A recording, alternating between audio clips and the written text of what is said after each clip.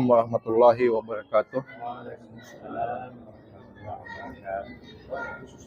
Alhamdulillah, alhamdulillahirabbil alamin. Wassalatu wassalamu ala asyrafil anbiya'i wal mursalin Sayyidina Muhammadin wa ala alihi wa ashabihi ajma'in. Puji syukur pertama-tama kita senantiasa panjatkan kehadirat Allah Subhanahu wa taala. Adapun pada malam hari ini sebenarnya kami tidak mau menganggap sebagai pengajian, ya, karena ya terus terang ya ilmu kami mungkin belum sama dengan jamaah sekalian. Ya.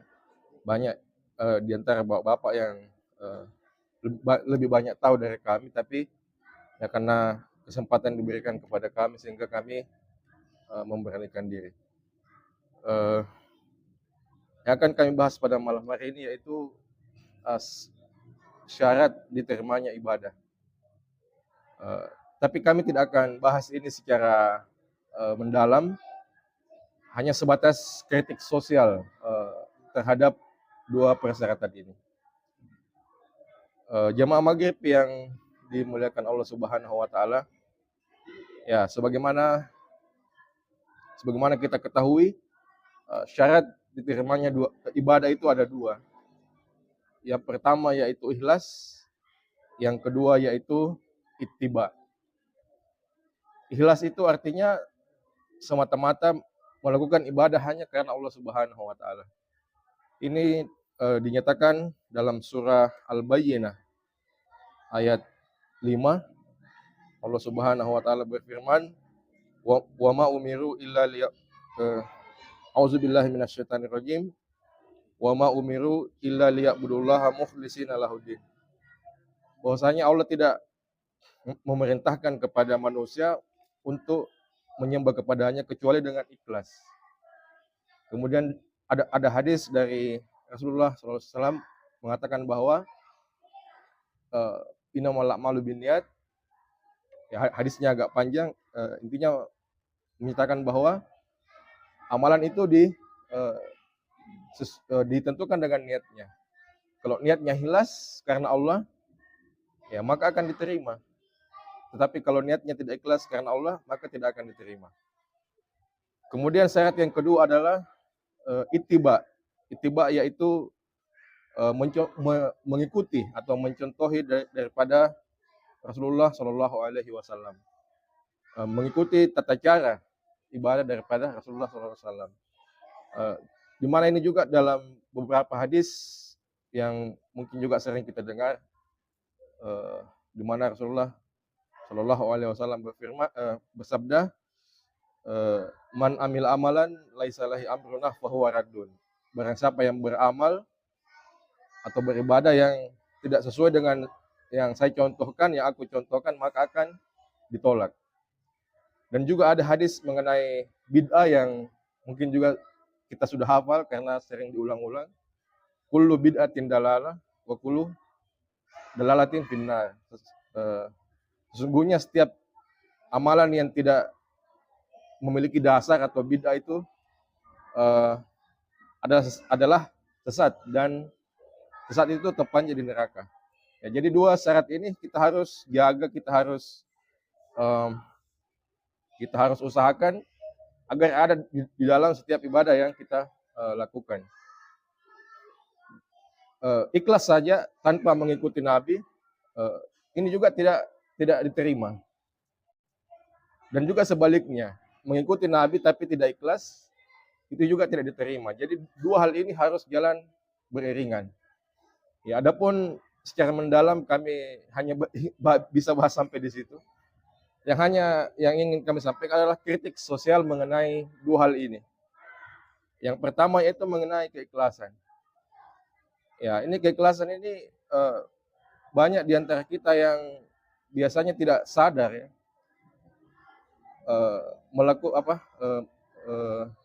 menilai. Ya, karena masalah ikhlas ini hanya Allah Subhanahu wa taala dan kita saja yang mengetahui. kita tidak bisa mengetahui orang lain apakah orang lain ini ikhlas atau tidak. Yang kita hanya bisa ketahui hanyalah diri kita saja. Apakah kita ikhlas atau tidak. Ya, sekarang banyak orang yang menilai orang lain. Di media sosial kita biasa lihat, kalau bapak sering buka YouTube, sering buka Instagram, itu ketika ada artis yang menyumbang, misalnya ada artis yang menyumbang, ada artis mengadakan bakti sosial, misalnya ada tokoh agama, ada tokoh masyarakat misalnya yang anggota dewan misalnya yang menyumbang, kemudian ada komen-komen bahwasanya ini tidak ikhlas, ini pasti ada maunya, ini pasti karena konten, ini pasti karena followers atau macam-macam. Atau misalnya ini menjelang Ramadan ini ya, biasanya banyak ada yang selfie kalau pengajian. Ya, ada yang foto-foto kalau pengajian. Bahkan ada baru-baru juga saya dapat ada yang ini mengantarkan ke kuburan itu. Dia foto-foto juga di kuburan. Ya, jadi ya kalau ya ada yang menilai bahwa ini tidak ikhlas ini, karena kenapa harus pamer ya? Kan ini namanya pamer, ini namanya ria. Ada yang mengatakan seperti itu. Jadi katanya amalan itu tidak usah dipamerkan ke orang lain. Ya, tapi yang saya mau katakan bahwa ini menurut saya, nanti bisa jamaah mungkin ada pendapat lain. Ya, ini saya kira di luar jangkauan kita. Ya, tidak bisa kita mengatakan serta merta orang yang beramal memperlihatkan amalnya, misalnya dia menyumbang kemudian diliput media, misalnya dia foto-foto di masjid, misalnya dia acara Isra Mi'raj kemudian diliput, ataupun seperti ini pengajian kita ini direkam, kemudian langsung dikatakan tidak ikhlas, itu saya kira tidak serta merta seperti itu ya. Ya hanya Allah saja dan orang yang melakukan itu yang mengetahui dia ikhlas atau tidak. Orang lain tidak punya hak untuk mengatakan dia ikhlas atau tidak. Ya. Sama juga seperti kita barangkali. Ya, saya mau memperlakukan hukum terbalik. Ya. Misalnya taruhlah begini, orang yang menyumbang dibacakan namanya. Bapak ini menyumbang 1 juta. Bapak ini menyumbang 5 juta.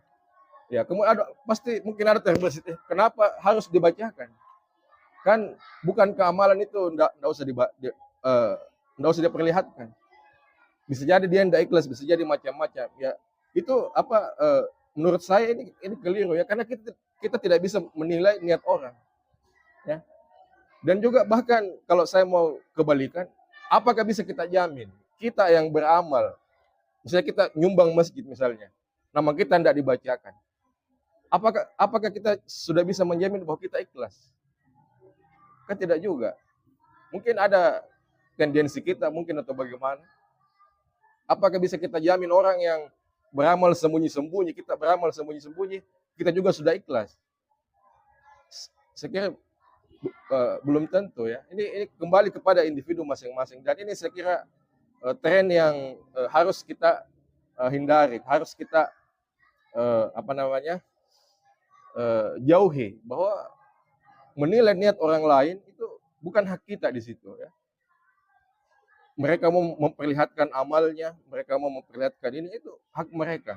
Apakah mereka ikhlas atau tidak, ya itu hanya Allah Subhanahu wa taala dan yang beramal itu yang tahu ya.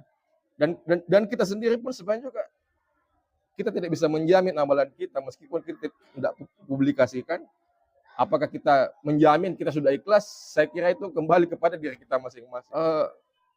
Banyak dari kita sekarang ini kurang bisa membedakan mana agama dan mana pendekatan beragama. Ya. Mana agama dan mana pendekatan beragama. Karena ini adalah dua hal yang berbeda. Ya. Kalau kita berbicara agama, itu sudah jelas. Agama yang diterima di sisi Allah Subhanahu wa taala hanyalah agama Islam. Dalam surah Al-Maidah kalau tidak salah. Di situ inna dina indallahil Islam, bahwa tidak ada agama selain agama Islam. Tetapi di di sini tidak ada ulama yang berbeda pendapat. Bahwasanya selain Islam semua agama ditolak.